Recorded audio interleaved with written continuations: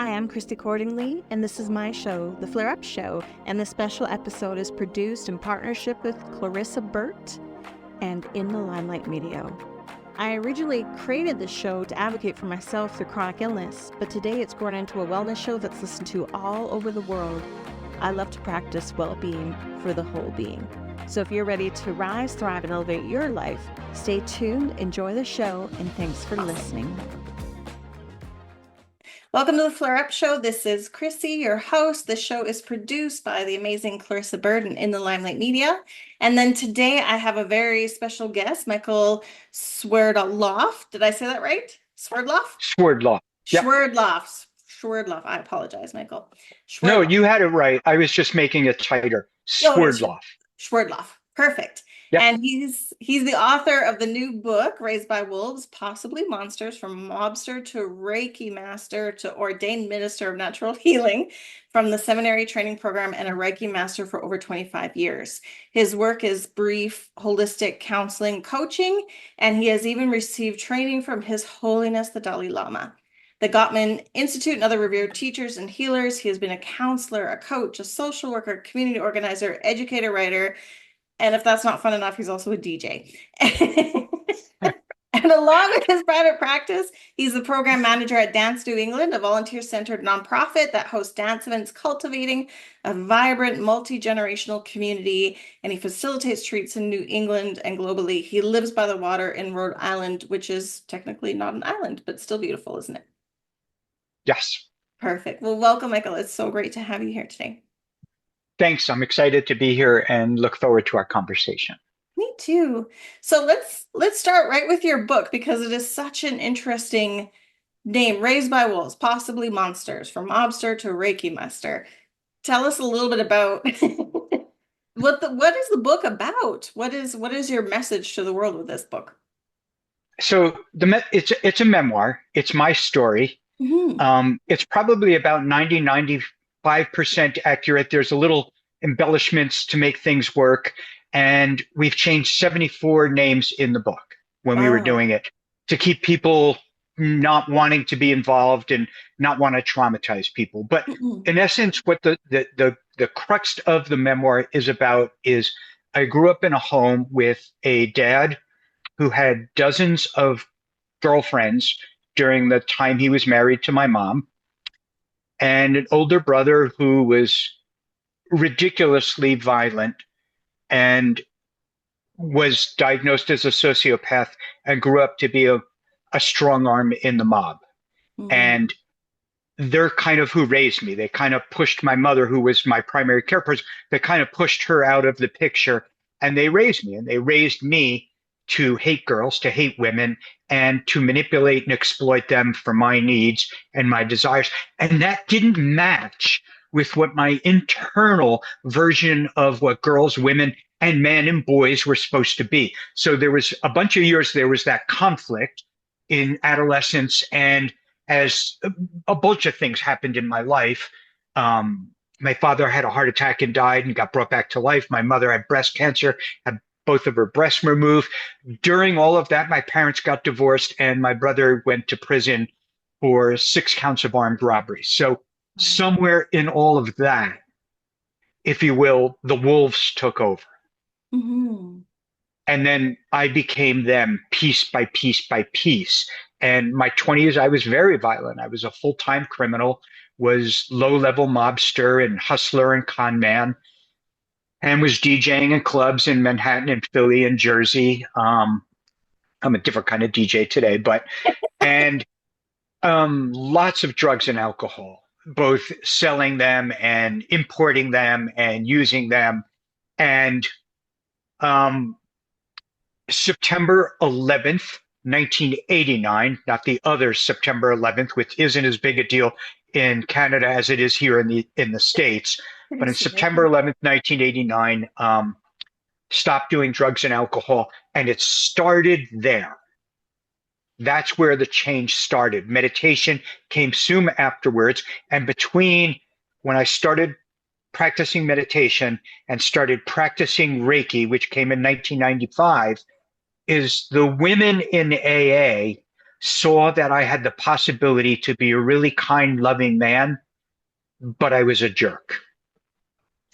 And I'm saying it playfully and casually, but it wasn't playful, it wasn't casual.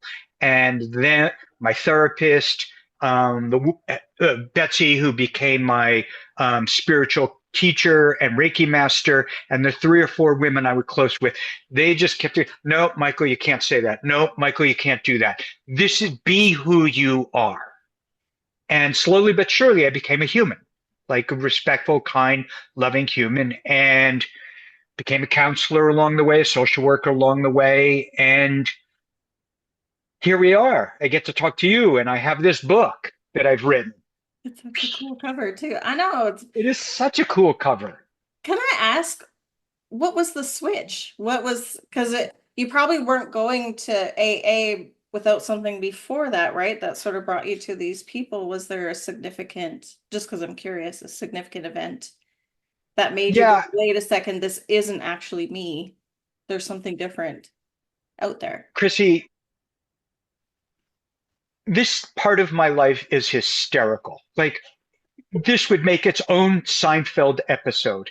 So I had this girlfriend. She was half dozen years younger than me and somewhat naive. And um, I picked her because she was easily manipulative and easy to exploit and control, which Yes, made sense for who I was. it's useful. Yeah. And she also grew up in a home with a stepmother who was an alcoholic, an older brother and a younger brother who were alcoholic, and all 3 of them were sober in AA, leading better lives. And as her and I were together a couple of years, her family's like, he's kind of, I don't know that they use the words that I could use in this interview, but he's kind of not good for you. And they all suggested that she go to the therapist that her mother was going to, her stepmother was Mhm. going to. And about a year and a half after working with her therapist, my girlfriend started to stand up for herself. And she was getting what we now call being empowered and getting her voice and learning who she was. And, this is 1989 at the time. And none of these things were part of our culture yet, at least No. here in the States.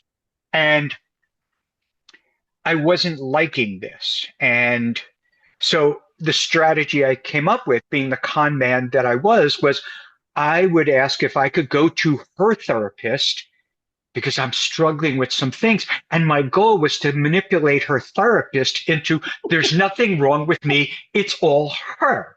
And as a couples counselor today, anytime I share this, I can't not laugh. Do you know what I'm saying? Because it's like, and this just lets you know how out of whack I was with who I am and what was going on in anything. Yeah. So I went to her a handful of times, the therapist, and I remember she came in really serious this one time, and she had her notepad with all that.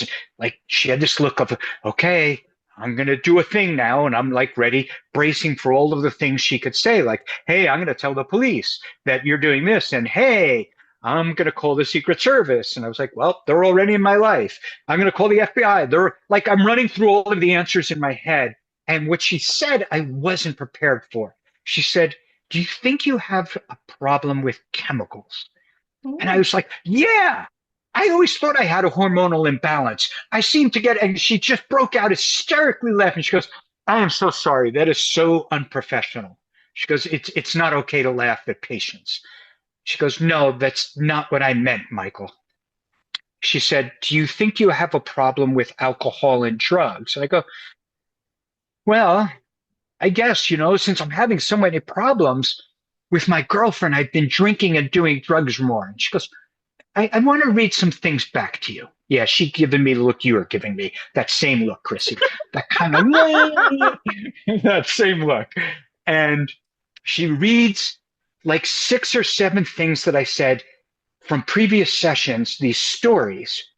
And everyone started with, well, I was drunk, or I was high, I was drunk and high, or I was on my way to getting drunk and high. And I was like, oh, I got to change my plan here. And I stopped listening for a little bit. I'm reforming my plan.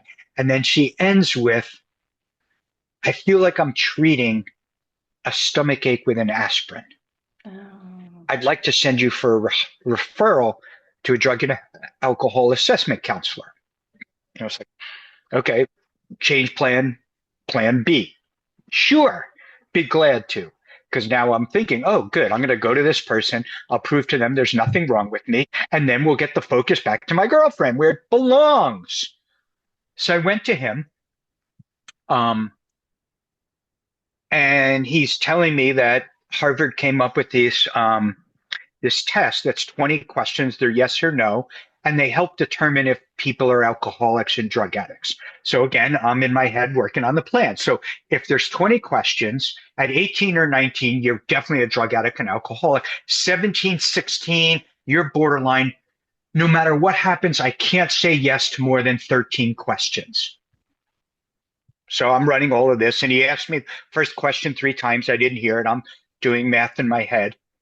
And I made sure I answered only 12 yes. In reality, they were 19 yes. Oh. And he said, well, thank you for being honest. I wasn't sure based on our conversation you were going to be. I appreciate it. And then he tells me that at 9, you're an alcoholic. And I'm like, oh, blank. I did the test wrong. Mm. Not there's something wrong with me. Yeah. So now he's proposing to me that I go to their outpatient program in the town I was living in, near where I was living in Morristown, New Jersey. And I go to AA and NA meetings and all of this. And I was like, oh, now I don't know what to do here. I didn't plan landing here. I don't know what to do. So the only thing I could think of was I said yes. So me being me, I was, already clean 3 days because I wanted to prove to him there's nothing wrong with me or drugs and alcohol. I said, well, you're going to need to stop that. I go, no, I already stopped on Monday and it was Thursday. And he's like, you are really full of surprises. And I'm like, you don't have any idea. But sure. Yeah, great. And he said to me, I have to go to the program. 6 weeks later, I just lost my stuff. I don't want to take up the whole rest of it with what happened. I did Oh. not get drunk. I did not get high. I sort of did worse. And at the end of it, at the end of that particular weekend, 6 weeks later, I ended up in a locked mental hospital. And at the end of my insurance running out, I'm now healed. My insurance ran out, so now I'm well. I was really motivated and inspired to do something, not because I wanted my life to be better. I knew I didn't want to ever be back in jail or prison again. Mm-hmm. And now I had been in a mental hospital. I did not want anybody to have control of my life, what I can eat, what I could do, when, where I can go and where I can't, that I needed people's approval. And I got on the AA train. It's always amazing to me too. Like once you find that path, you talked about this group of people that sort of surrounded you and supported you with this strong love. I'm not going to say tough love because I think they were very loving with you, but with that strong. And I always think when you finally find the path that you're meant to walk, like the support comes in, right? If you're feeling really isolated and alone, it means I got to find my community or I got to take a step towards, but you don't know what that is. But you did it, you found it. And then you had these really lovely community of people around you to help you remember who you are at your essence. I don't think you became that. I think you were probably born with it, but it was covered up right over time. Do you ever look back at the now I'm going to sound like a counselor, but I'm Go sure ahead. I'm sure you probably recognized times even before, long before that, even as a child, that you were maybe not the same as some of the people that seem to be dealing with their demons at the time. No, I've always known that. And I didn't even have to look back. And I don't mean that arrogantly. No, no, no, I no. knew as a 10-year-old, I was of a different cloth than my brother, my father, my uncles, my grandfathers. Yes. I knew I was different than them. They knew that I was different than them. Everybody knew I was different from them. And I mean, it took a while, but the last 10, 15 years, I've sort of returned to an adult version of that 10-year-old boy. I love that. Yeah. Absolutely. And what you were sharing about is, in my mind, the way I heard it, and I know it's not what you said, is the adage of when the student is ready, the teacher appears. And when the student's only sort of ready, a bunch of teachers have to appear because he, she, they, them isn't completely ready, but ready enough. And that's what I was. I was ready enough. I wasn't ready to be something better, but I was ready enough. Yes. Yes. To at least, yeah, see possibilities.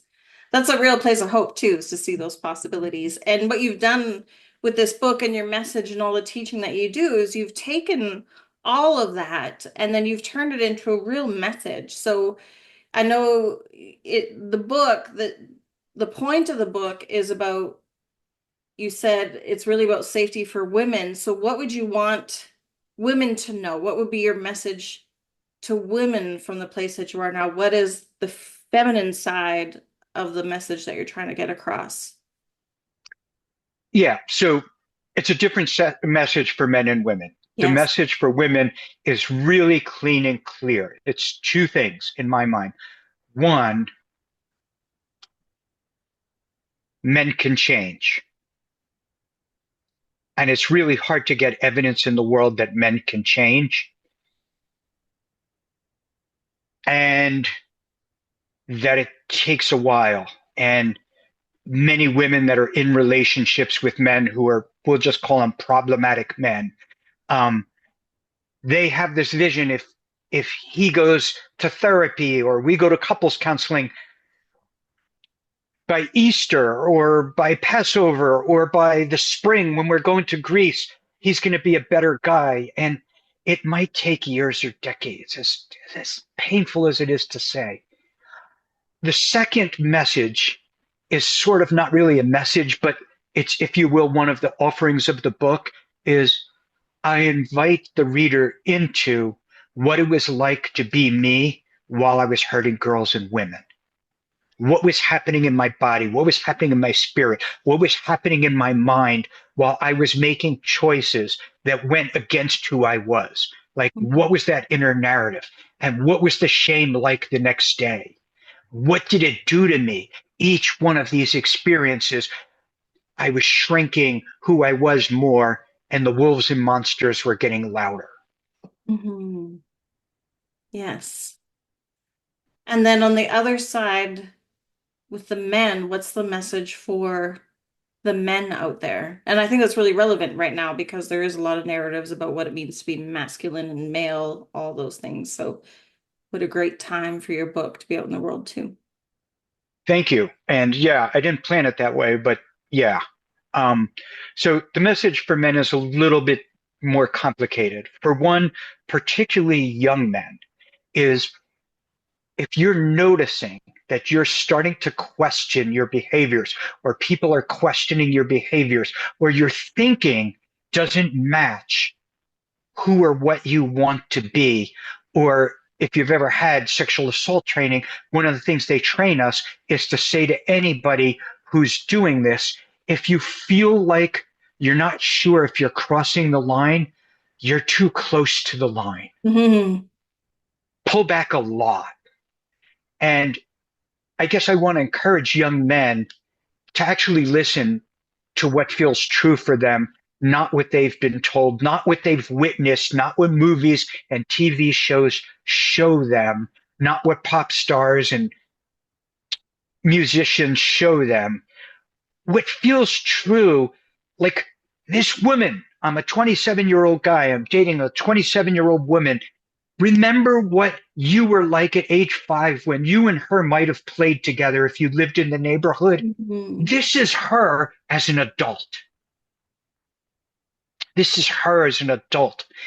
And I understand as a guy that we have these feelings and these hormones that take over, and we can be so much better than this. We can be so much better than this. And then for the men that have crossed that line, both literally and figuratively and metaphorically, is we don't have to be like this forever. Whatever created this monster We don't have to be this monster. There's no fantasy movie that a cross has to put us and we have to be buried. The changes happen slow, but they can happen. And I have so many incredibly kind, loving, beautiful relationships in my life of people of all different shapes, ages, races, and kind of relationships. And I am so grateful that those women who pushed me and took my hand saw in me what I couldn't remember I was. And then how has your experience of life, I know the relationships and the love that you've experienced, but if you could tell men what it's like on the other side, what would it be like? Or what could it be like The for other side of what I'm experiencing now, or what it was like then? back then? Yeah. So the other side of the, no, I'm supposed to get women. I'm supposed to be rah rah, or I'm supposed to be whatever it is that society is telling me to be, or even indulging in the very dangerous behaviors or other things to help, you know, stay in some of that toxic thinking and environment. What's it like now on the other side as you've embraced this empathetic? When you talk about seeing the girl at 5 years old, what you're really talking about is empathy. You're seeing the whole human being in front of you, not just this one thing in the moment that's transactional, which I think is a beautiful picture, actually, the way you explained it. So what would you want a man to know most about what it's like here on this side? On the present side, where I am now or then? Now, where you're at now. Now. Yeah. Oh my gosh. I think the greatest honor that I have as a human being at this point in my life, and it's been this way for a while, but it keeps expanding, is all of the girls and women in my life, they trust me impeccably. Mhm. When they have a friend or a sister or a daughter or a niece or a cousin coming in town, I'm who they want to introduce them to, not because they want me to date them or I want to date them, because this is what it's like to be around a safe guy. And I'm part of a conscious dance community, and we spend a lot of time together with physical contact and rolling on the floor and our bodies touching. And all of them, even the late teens, they feel safe with me. And gosh, sometimes, Chrissy, I start getting tears because it's like, if we switch the clock back, I'm who they had to run from. And it just feels so good to know that when I'm online at a supermarket and there's a woman who I catch her attention and she catches mine, she doesn't start covering up. She doesn't get nervous. She doesn't go through all of those little subtle things to think about, what does he want from me? Oh my gosh, I'm going to have to walk in the parking lot in a few minutes. She doesn't have to go through that. But if some guy is talking to her like that, she'll make eye contact with me of the, can you walk out with me without saying a word? I get to do that. And it's funny, I got kicked out of Cub Scouts when I was a kid because I was a brat, but I sort of got to grow up to be a Cub Scout. Do you know what I mean? It's like I'm who the girls in the neighborhood back then and now. Like there was that time in between. But as a kid, I was that kid when girls wanted to play sports with us and they were younger and they were small and they didn't have to play. I wanted them to play as a teenager growing up in New Jersey when the Son of Sam, I don't know if you ever heard of the Son of Sam killings, it happened not far from me. And I lived in an apartment complex. All of the girls wanted me to walk them home because they knew I had enough violence in me to protect them and that I wasn't going to hurt them. That part didn't come out fully yet. That meant so much to me because I was so ugly inside at that point in my life, having even those 5, 6 girls trust me. So today, like one of my good friends has got a pretty famous podcast, Lisa Kempion, and she interviewed me a month and a half ago. And she said, Michael, this is a really hard interview for me to do because I've known about your book since you've been writing it since the beginning. I know of you as the safest man I've ever met in my life, but we're talking about how unsafe you were. And I can't imagine that. And that's what it's like for me today, Chrissy. But more than anything, I'm safe in my masculinity. Yes. And that's when we talk about the T word, toxic masculinity, that is so inflammatory. When people ask me what we're talking about is men who are secure in who they are. It sort of doesn't matter what you say or do to them. They're not going to hurt you, whether you're a girl, whether you're trans, whether you're a man, whether you're a bodybuilder, whether you're a sexually attractive model, supermodel. I'm not going to react.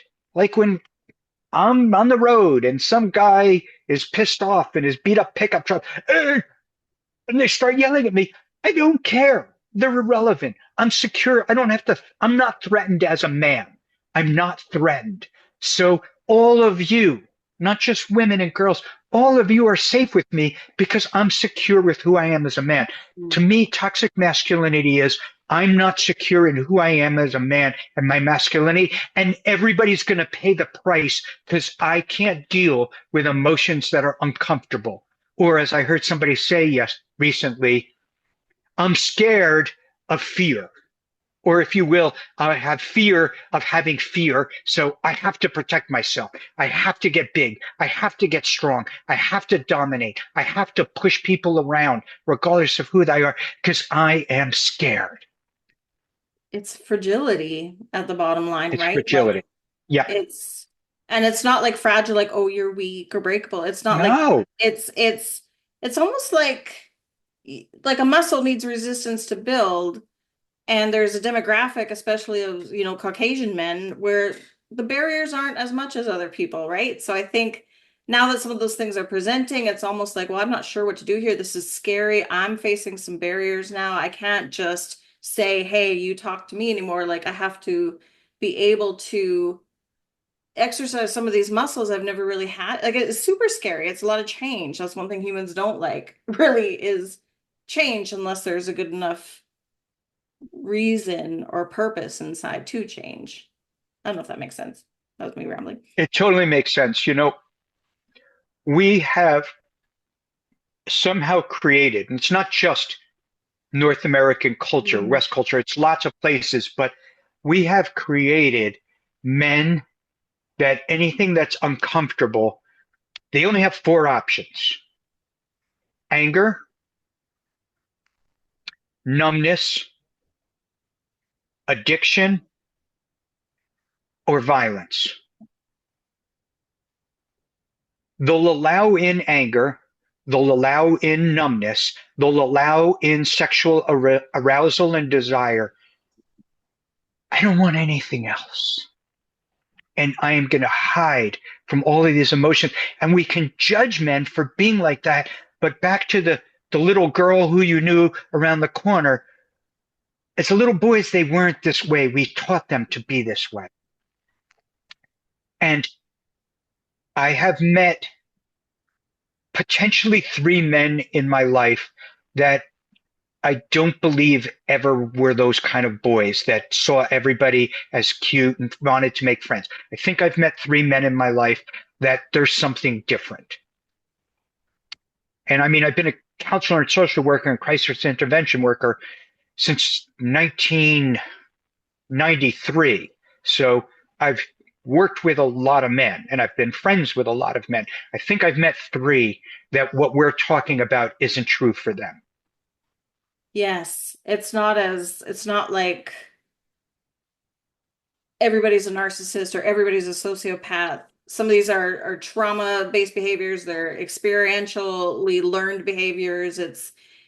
But that doesn't mean they can't be unlearned. But there, of course, there's always a percentage where there's something actually missing in there, that piece, right? Absolutely, yes. And what I want to add that's been interesting, both in the community, the conscious dance community, but also with my clients, both individual and couples, there is something new emerging in young men in their 20s and early 30s. They want to be better, but they don't know how. Yes. But they don't want to be jerks. They don't want to beat up the kid next door. They don't want to hurt the girl next door. They don't want their girlfriend, partner, wife to be subservient to them. They want to be beautiful men. They want to be beautiful partners. They want to be beautiful dads, and they don't know how. And it is so much fun for me.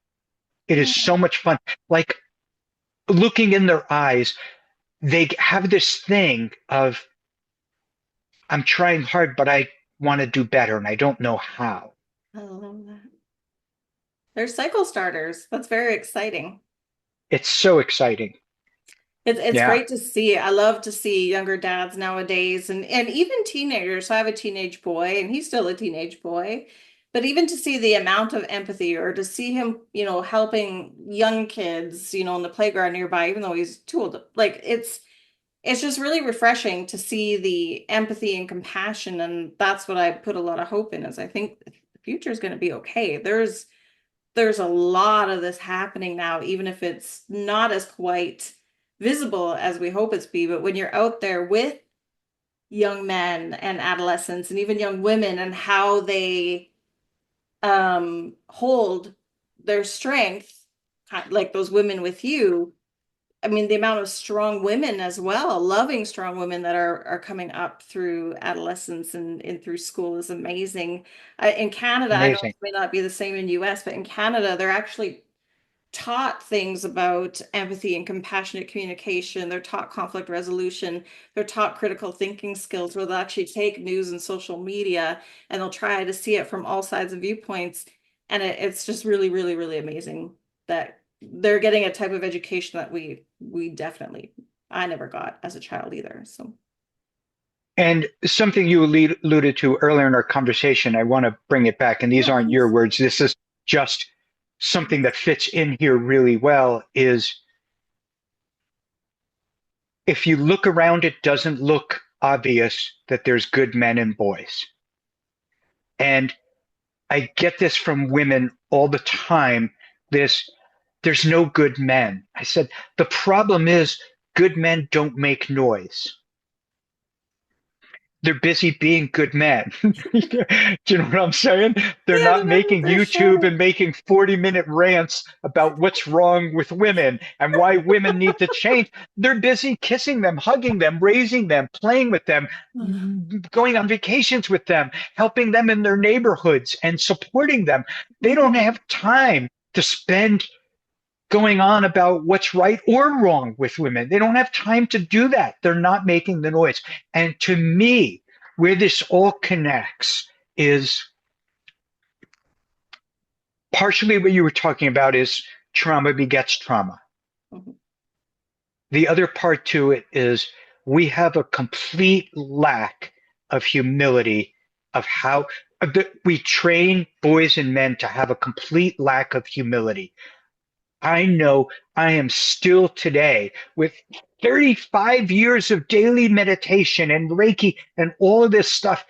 When somebody shows me or asks me to do something I've never done before, I immediately assume I'm going to be great at it. It doesn't even occur to me. Like it doesn't even cross my mind that if somebody wanted to teach me how to surf tomorrow, that I wouldn't be great at it in an hour. It doesn't even cross my mind, Chrissy. And then I'm like, wait a second, hold on here.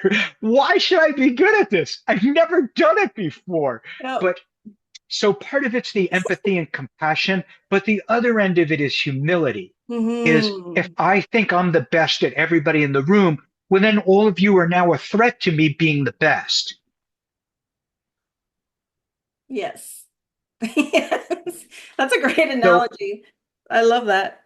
No, keep going. so a lot of the young men today, the teens, the adolescents, the young men today, they have humility. Yes. And I don't even have to ask them, whether it be their mother, an aunt, a grandmother, or their girlfriend in high school, or a teacher. They have been around a strong woman who let them know that you're amazing and you're not perfect. There's things you need to work on. Because when we talk about, I hate this phrase, strong women, what woman isn't strong? That doesn't mean they do things that represent what we define strong, but Hmm.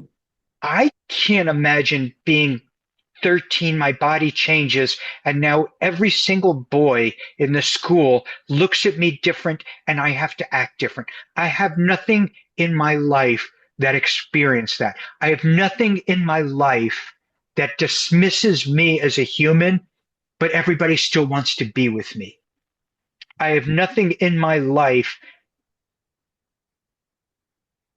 I don't have to go through, and I'm going to say this casually, but I don't mean it. I know. I haven't been through hundreds, if not thousands, of menstrual cycles. I have no idea what that's like. I have no idea what it's like to carry a child. I have no idea what it's like to give birth to a child. I have no idea what it's like to nurse a child. We're not playing with the same playing field. And that doesn't mean women are victims and victim. That's not where I'm going. We're not playing with the same playing field. When I'm in groups and I see men talk about women, yeah, well, she just wants this. And I was like, yeah, but you want that too. You know, it's like, well, you can't trust women because they cheat. Men, 83% of cheaters are men. But the point being is, even if it was 80% women cheated, we're not playing with the same deck of cards. That doesn't mean women get a free pass to be jerks. And I'm not saying women are jerks. You don't get a free pass, but we are not playing with a level playing field. It's just that simple. No, I think it's meant to be that way. Like diversity, when done properly, it's not a performative thing. It's not a quota that No. you put or policy. But when you actually be like, hey, that part of you is different, and I appreciate it because when we put this together and that together, oh my goodness, like look how well, right? We can see another person's point of view. We can match our strengths. We don't have to be all things to everybody. I can be these things because I'm good at that, and you can be good at those things. And when I fall in this area, you're going to hold my hand, right? Like there's a diversity piece that is so important to play. It's not about, and I don't know why we get into this competition piece, not us, I mean like in society where, well, only one of the two ways is the correct way. Is it? Is it? Why can't they both be? But some people don't like that very much, but that's how I believe, right? It's really about, yeah, like why can't we all sort of celebrate the things that we're good at and also celebrate the act of working through things we're not good at? Like that's an accomplishment in itself because that takes work Um, and messy. Absolutely. Yeah. It's messy and it doesn't fit in a box. And in terms of parenting, it means now we've moved from having like 4 great skills to 11 great skills as parents. Mhm. Meaning, if the box is, I'm good at teaching them how to work on cars and play basketball, and you're teaching them how to cook and do their hair. I'm being condescending about both to make it things. Well, that leaves out a good 20 other traits that somebody's got to teach them about. But if we, you know what I'm saying? Like, okay, great. They can do their hair, they can fix a car, they can play basketball, and they can cook. Well, how do they actually interact with humans? Mhm. Well, if you and I were a couple and we were raising kids, all of the things that makes you Chrissy, well, we need that because I'm not Chrissy. I can't bring any Chrissyness to co-parenting with you, and you can't bring any Michaelness to co-parenting with me. Is we need that. We need. It's really valuable that I have a violent past because what it gets me about being noticing violence and no, I have to be vigilant about myself. Mhm. Whereas guys who didn't go the route that I do, they don't know what they're capable of. I know what I'm capable of, and it scares the blank out of me. Yes. Yes. Not meaning that we all need to be violent so that we could be scared, meaning that this is an asset because of the meditation, because of the Reiki, because of all the things that I've done. This is now an asset. Whereas if we started this conversation 35 years ago, this would not be an asset. We have this arrogance as humans that when other people struggle, whether it's violence, addictions, homelessness, all these things that, well, they did something wrong, right? Like we don't understand that it's just this slope or this environment that we could be in. If the environment's right and the recipe fits and all the ingredients are there, any one of us could succumb to it's. It doesn't mean we will, but we just have to have that awareness that, you know what, like it's not as simple as othering what we think are others. It's about exactly what you said. You've seen it, so you know you've been through the whole spectrum. But I think that's what, when you talk about humility, that's the important thing to remember is it's not about, oh, I'm doing something right and they're doing something wrong. It's like, I have a tendency to want to drink too much. I should maybe keep an eye on that. Absolutely. And the irony in all of this, because it's a little bit different here in the States, Mhm. but in my lifetime, we've had multiple presidents that one or two of their children have been alcoholics or drug addicts. And, but somehow people don't notice that even extraordinary people can raise not so extraordinary kids. And there's lots of reasons for that. It's not just this or that. It's not that simple. Mhm. And so for me, I'm aware that in my head as a teenager, when my choices were starting to change, and certainly in my 20s, I was aware what I was doing was bad for me and other people.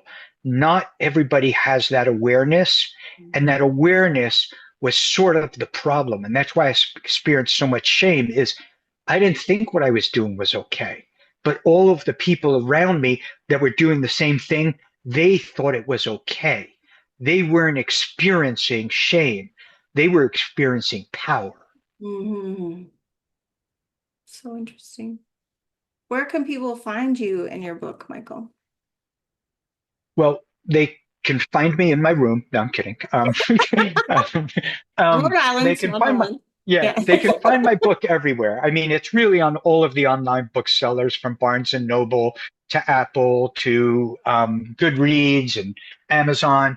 It's everywhere, and they could also buy it right off my website directly. So it's michaelswerdloff.com.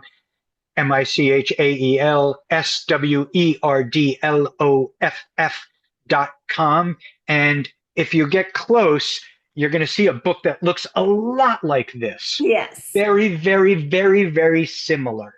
And one of the things that was funny about when I was working on this book and we're editing and we're starting to work on self-publishing, is a friend of mine who's in the publishing business wrote me and said, Michael, you realize that one of the biggest authors in the United States is publishing a book raised by wolves the same month as you. I was like, Oh.